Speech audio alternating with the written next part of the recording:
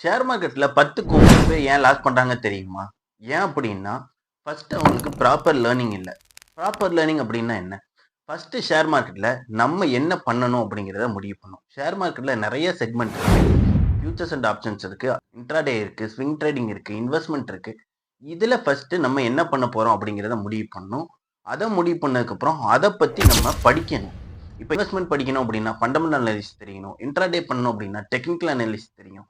Options பண்றீங்க அப்படின்னா, options எப்படி மூவ் ஆகுது அப்படிங்கிற கிரீக்ஸ் தெரியணும்.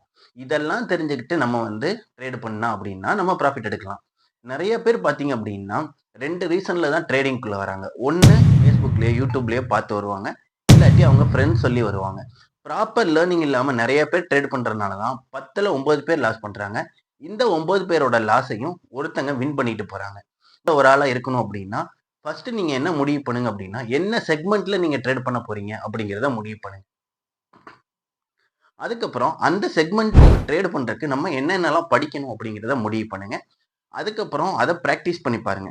அப்புறம் ட்ரேட் பண்ணுங்க. கண்டிப்பா நீங்க கோடீஸ்வரன் ஆகலாம். இந்த மாரி யூஸ்ஃபுல்லான இன்ஃபர்மேஷனுக்கு நம்ம வீராஃபின் யூடியூப் சேனல சப்ஸ்கிரைப் பண்ணிக்கோங்க. Thank you.